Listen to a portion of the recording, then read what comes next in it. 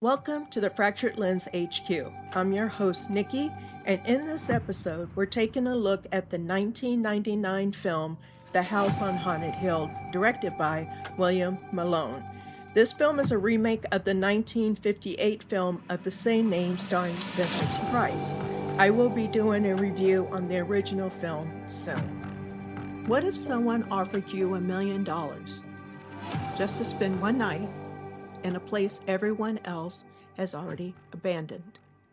Not because it's empty, but because something else is still there. The House on Haunted Hill begins with a simple setup. A wealthy theatrical host invites a group of strangers to a private party. If they survive the night, they each walk away with $1 million. It feels controlled, almost like a performance.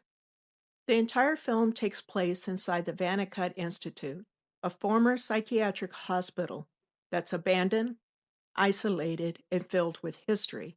It was once a place meant to treat the mentally ill, but it became associated with cruelty, experimentation, and suffering. The building still reflects the past: long corridors, rusted equipment, and rooms left behind mid-use. Into the space, a small group of strangers is brought together. At the center is a wealthy theatrical host, someone who treats the night like entertainment. Alongside him is his wife, distant, calculating, and not entirely aligned with him. The guests feel mismatched, some curious, some skeptical. Some feel that they don't belong there at all, because this isn't just a setting, it's a place built to observe, contain, and slowly prick the people inside. At first, it feels staged. The host is theatrical. The setup feels exaggerated, like a haunted attraction designed to scare, but not harm. Then something shifts. The doors seal, systems fail, and the control everyone assumed was there disappears. They can't leave.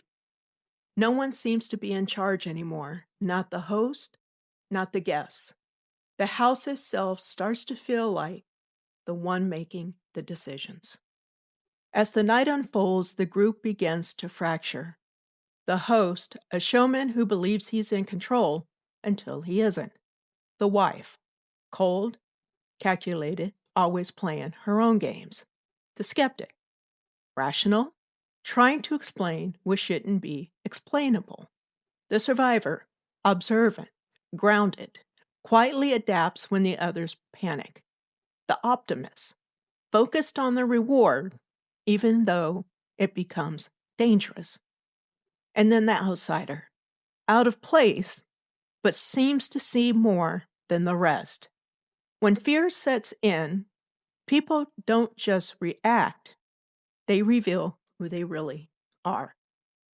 At its foundation, the film is about greed. Everyone is given a choice: leave or stay for the money. And even when things start to feel wrong, most of them stay. Not because they feel safe, but because the reward feels worth the risk. The story starts with control, a planned event, a structured game. But that control slowly disappears. The system fails, and the rules stop mattering. And what's left is chaos, unpredictable and impossible to manage. What makes the film interesting isn't just the house, it's how people react to it. Fear doesn't hit everyone the same way. Some shut down, some panic, and some try to stay rational. But as reality becomes unclear, so do they.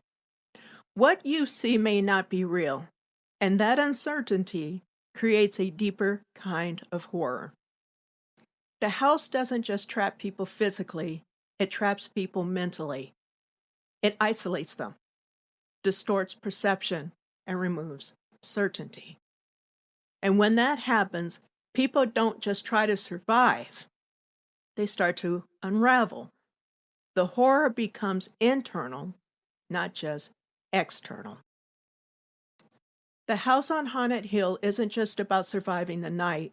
It's about what happens when fear strips away everything: control, logic, and trust. And what's left is who you really are.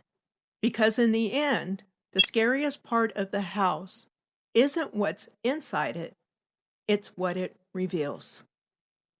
Thank you for joining me on this episode of the Fractured Lens HQ. I'm Nikki, and as I always say, have a good morning, a good afternoon, or a good evening. It all depends on where you are. Ciao.